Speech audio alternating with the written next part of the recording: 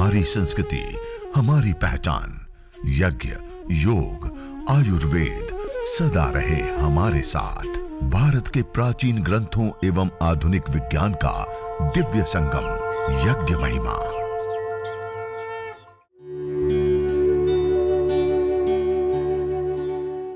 भारतीय संस्कृति में यज्ञ, योग एवं आयुर्वेद जैसी अमूल्य विद्याएं हैं, जिसका मूल है वेद। इतिहास की ओर दृष्टि डालें तो भगवान राम, भगवान कृष्ण से लेकर राजा महाराजाओं, ग्रामवासियों व अरण्यवासी ऋषियों की कुटियों तक नित्य व नैमित्तिक यज्ञों का प्रचलन देखने को मिलता है।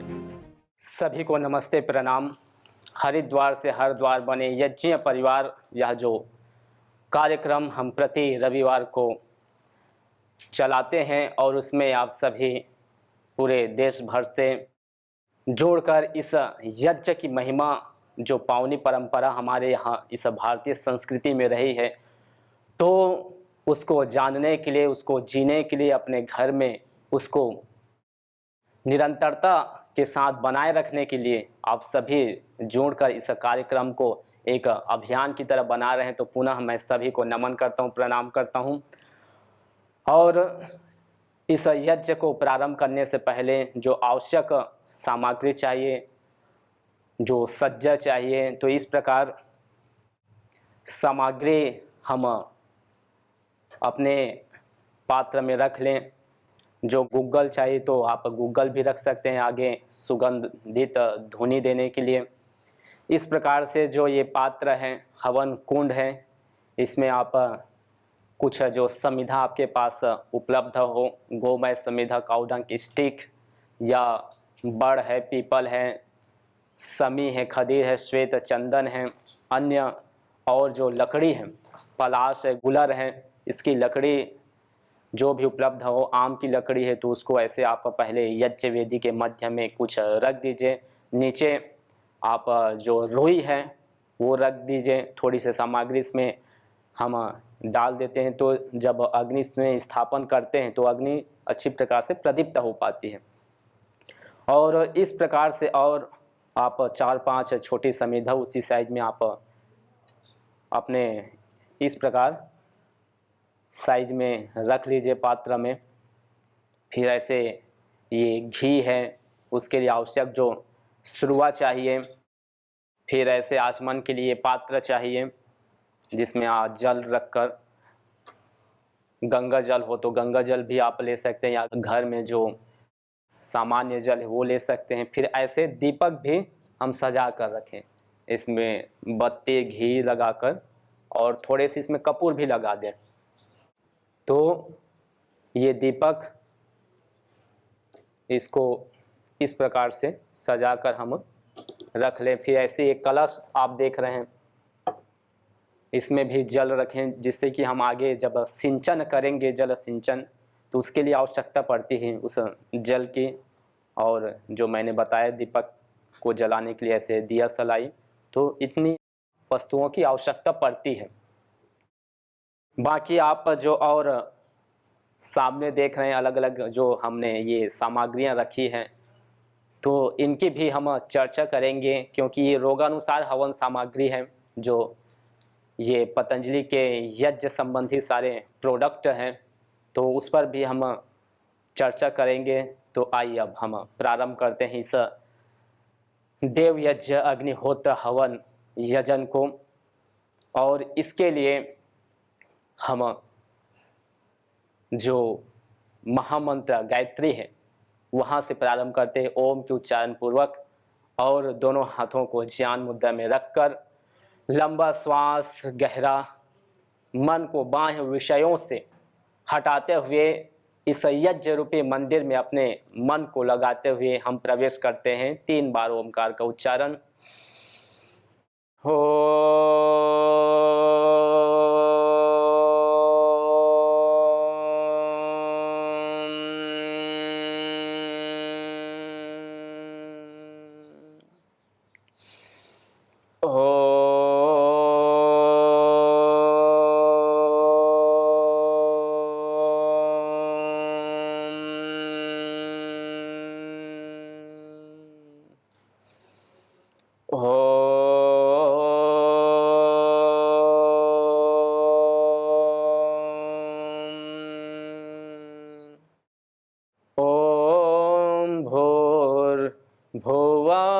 स्वः तत्सवितुर्वरेण्यं भर्गो देवस्य धीमहि धियो यो नः प्रचोदयात्।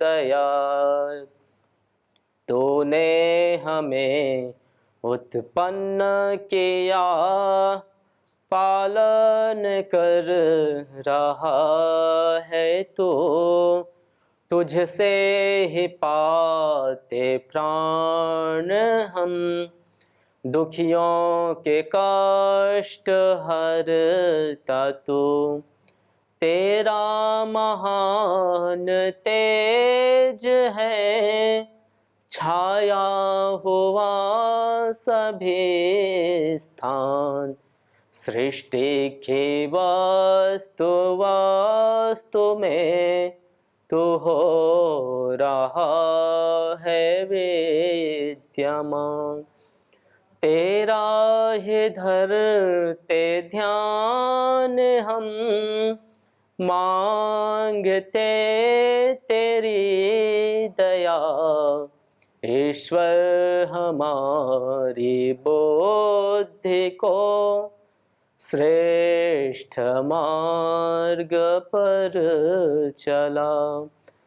दाता हमारे बुद्धि को वेद मार्ग पर चला। ओम भूर्भुवः स्वः तत्सवितुर्वरेण्यं भर्गो देवस्य धीमहि धियो यो नः प्रचोदयात्। धियो यो नः प्रचोदयात्। तो ऐसे मंगल प्रार्थना करनी चाहिए, मंगल कामना करनी चाहिए। आइए अब हम आचमन करते हैं और माँ भगवती की उपासना करते हुए इस यज्ञ में उनकी जो अनुकंपा है, कृपा है, उनकी जो दैवीय कृपा है, उस कृपा को हम अनुभव करें, अपने जीवन में उसको उतारें। तो प्रथम हम दाएं हाथ में ऐसे जल लेते हैं और इसको मंत्र उच्चारण के पश्चात पान करते हैं। आइए। ओम अमृतोपस्तरणमसे स्वाहा। जल उतना ही लेना चाहिए जिससे कि नीचे ना गिरे, और ये चम्मच उसी का एक परिमाण है कि इतना ही हमको एक चम्मच जल लेना है, जिससे कि सुव्यवस्थित ये हम यज्ञ अनुष्ठान कर पाएँ। आइए। ओम अमृतापिधानमसे स्वाहा। अंतिम बार। ओम सत्यं यशः श्रेर्मयि श्रेयश्रयतां स्वाहा।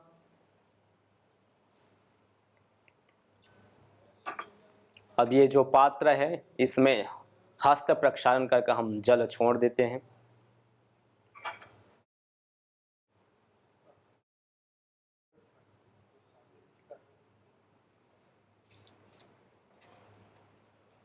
और हस्त प्रक्षालन करने के पश्चात हम अंग स्पर्शन करते हैं। बाएं हाथ में जल लेकर एक चम्मच, और इस जल को इस भाव के साथ हम स्पर्श करेंगे कि हम अपने इस मुख से जो वाणी है उसको 100 वर्ष तक बोल पाएँ। त्वं जीव शरदः शतं वर्धमानः, कि हम 100 वर्ष तक अपने इस वाणी को बोल पाए, नासिका से सूंघ पाए, आँखों से देख पाए, कानों से श्रवण कर पाए, अपने हाथ पैरों से हम चल पाए, कर पाए, और मन से विचार कर पाए। तो यह जो 11 नंबर की गाड़ी है ये सुव्यवस्थित चले, इसकी आयु दीर्घ हो, ये चिरंजीवी बने, अर्थात हमारा संपूर्ण शरीर सुव्यवस्थित हो। तो इसके लिए हम ये आचमन करते हैं और अंग स्पर्शन करते हैं तो मुख एक है तो हम मध्य में करेंगे। नासिका, आँख, कान, भुजाएं, पैर सारे दो दो हैं तो जो दो है प्रथम दाईं ओर फिर बाईं ओर हम ये जो मध्यमा और अनामिका है इस उंगली से हम अंग स्पर्शन करेंगे सभी देख देख कर। ओम वांग्म आस्य अस्तु, ओम नसोर्मे प्राणोऽस्तु, ओम अक्ष्णोर्मे चक्षुरस्तु, ओम कर्णयोर्मे श्रोत्रमस्तु, ओम बाहोर्मे बलमस्तु, ओम ऊर्वोर्मा ओजोऽस्तु, ओम अरिष्टानि मेंगानि तनुस्तन्वा मे सह सन्तु। ऐसे अपने संपूर्ण शरीर, देह, कलेवर, गात्र में हम जल सिंचन करते हैं एक भाव के साथ, एक श्रद्धा के साथ, निष्ठा के साथ। आइए अब हम ईश्वर स्तुति, प्रार्थना, उपासना करेंगे। स्तुति का अर्थ कि वह परमपिता परमेश्वर, जगदीश्वर, सर्वअंतर्यामी, वह नियंता है, वह दयालु है, वह अजर अमर अविनाशी है, वह न्यायकारी है। तो इस प्रकार से उनके जो गुण कर्म स्वभाव है उसको हम स्मरण करते हैं स्तुति में, उनकी जो महिमा है उसका बखान करते हैं। प्रार्थना में मांगते हैं कि जैसे आप न्यायकारी हैं, आप दयालु हैं, वैसे हम भी न्यायकारी दयालु बने, हम ना पक्ष में रहे ना विपक्ष, बल्कि हमारा जीवन निष्पक्ष हो और जो मांगे उसको अपने जीवन में उतारें। तो यह है उपासना। तो हम इन 8 मंत्रों से उस परमपिता परमेश्वर की स्तुति, प्रार्थना, उपासना करते हैं, दोनों हाथ प्रणाम मुद्रा में जोड़ते हुए विनम्रता के साथ। अथेश्वर स्तुते प्रार्थनोपासना, ओम विश्वानि देव सवितर्दुरितानि परासुव, यद्भद्रं तन्न आसुव, ओम हिरण्यगर्भः समवर्तताग्रे,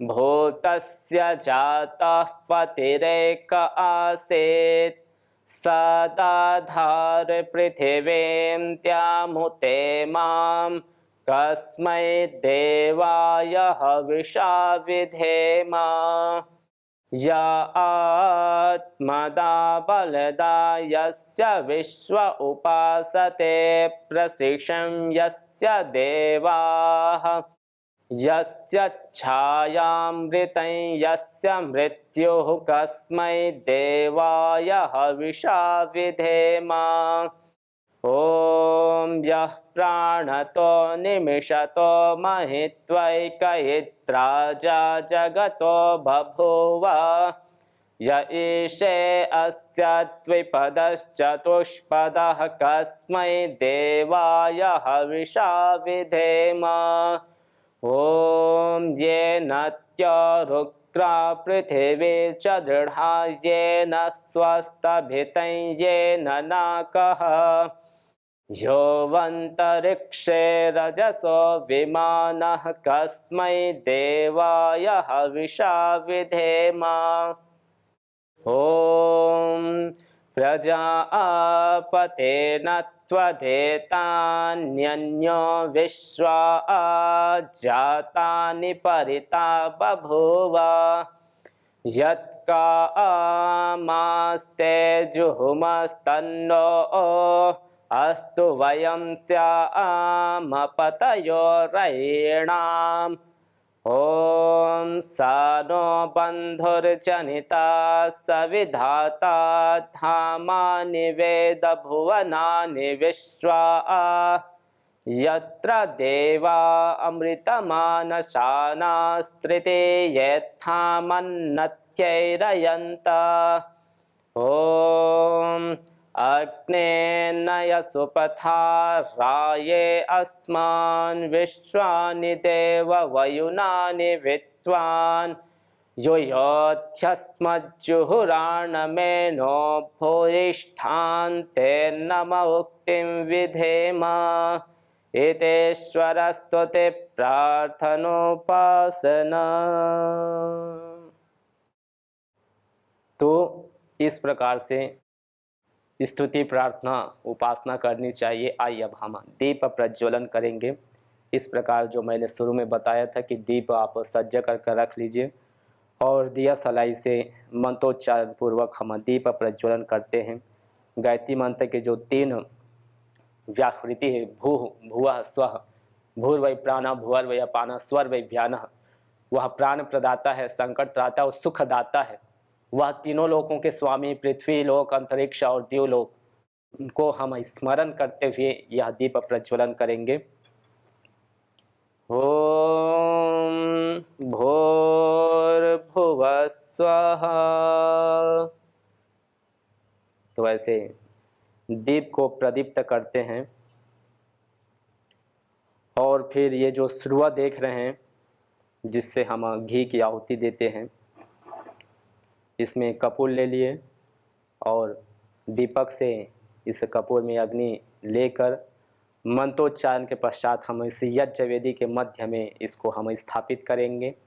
ओम भूर्भुवः स्वस्त्योरिव भौम्ना पृथिवीव वरेम्ना तस्या आस्ते पृथिवीतेव यजने पृष्ठे अग्निमन्नातमन्नात्याय दधे।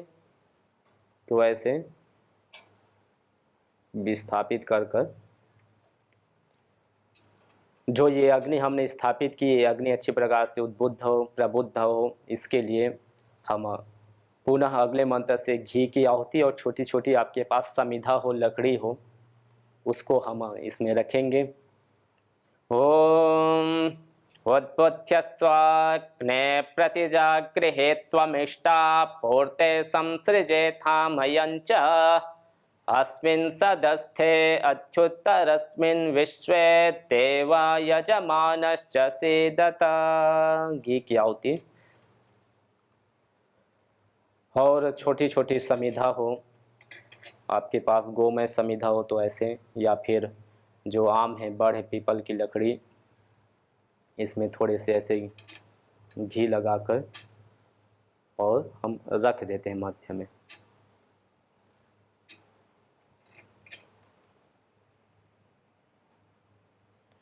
आइए अब अगले मंत्र से हम 3 समिधा समर्पित करेंगे।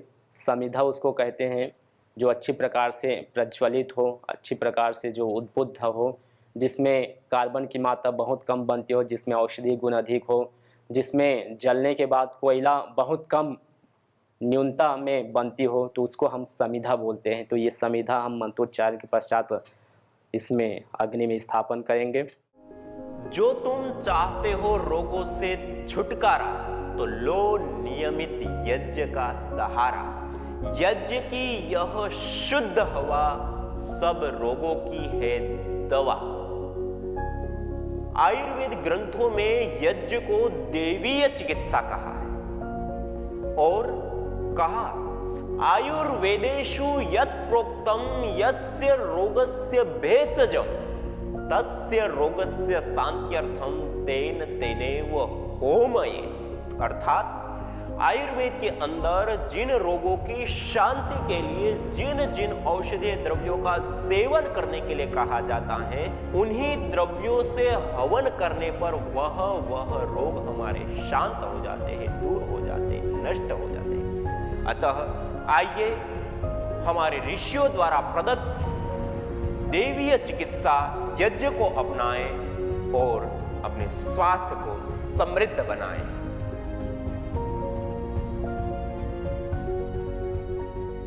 मैं इंदौर मध्य प्रदेश से संजय कुमार यादव मैं यहाँ आया हूँ। मुझे 20 साल से एलर्जी साइनस की प्रॉब्लम थी। सुबह उठते ही साथ मुझे बहुत छींकें आती थी और करीब 1 घंटे मुझे सर्दी जुकाम बहुत ज़्यादा रहता था। और टेम्परेचर बदलता है तो मैं रूम से यदि एसी रूम से बाहर निकलता हूँ धूप में आने के बाद मुझे बहुत ज़्यादा जुकाम और ये एलर्जी प्रॉब्लम थी। बाबा जी के वहाँ मैं 30 तारीख से हूँ और आज 6 तारीख हो रही है और मैंने यज्ञ थेरेपी ली है। यहाँ पर होम नस्य थेरेपी कहलाती है, उससे मुझे काफ़ी लाभ हुआ है। और मुझे 3 दिन लगातार लेने के बाद चौथे दिन से मुझे छींक आना बंद हो गई, ना जुकाम है। और जो रूम टेम्परेचर और ये बाहर के टेम्परेचर से अंदर या बाहर जाता था मैं, उससे वो समस्या का निराकरण हुआ है कि मुझे वो समस्या सर्दी जुकाम एलर्जी की प्रॉब्लम ये दूर हो गई है। और जो मेरा कोलेस्ट्रॉल बढ़ा रहता था, मैंने यहाँ कोलेस्ट्रॉल के लिए भी ट्रीटमेंट कराया। मेरे को एंजाइना पेन हुआ था जिससे कोलेस्ट्रॉल की प्रॉब्लम हो गई थी, और तो वो कोलेस्ट्रॉल भी कम हो गया है। और जो मेरे को कोई किसी प्रकार का ना तो चेस्ट में पेन है ना किसी प्रकार की कोई तकलीफ़ है। मैं आके बहुत प्रसन्न हूँ। मैं बाबा जी को बहुत धन्यवाद देता हूँ कि आपने ऐसी स्वर्ग की व्यवस्था करी है यहाँ पर कि किसी भी प्रकार का व्यक्ति यहाँ पर आएगा किसी भी बीमारी का उसको यहाँ लाभ होगा। तो मैं हिंदुस्तान की जनता से ये अपील करता हूँ कि आप सब योग ग्राम आएँ और यहाँ पर सम्मिलित हों, बाबा जी का लाभ लें इस योग क्रिया से और यहाँ के प्राकृतिक चिकित्सा से। यज्ञ भारतीय संस्कृति की मुकुट मणि है, प्रतीक है, मूल है। मानव जीवन के हर पहलू के साथ यज्ञ जुड़ा हुआ है, चाहे वह संस्कार, चाहे पूजा पाठ या फिर पर्व से लेकर हर शुभ अशुभ अवसरों में भी यज्ञ करने की सार्वभौमिक, वैज्ञानिक एवं पंथ निरपेक्ष पावनी परंपरा रही है। आइए हम संकल्प लें, संसार के श्रेष्ठतम कर्म यज्ञ को अपनाएं। पिंड और ब्रह्मांड में संतुलन कायम करने वाले यज्ञ को अपने जीवन का अभिन्न अंग बनाएं एवं प्रकृति मां के प्रति अपने ऋणों को अदा करें। विश्व स्वास्थ्य का एक नारा, यज्ञ से होगा जग उजियारा।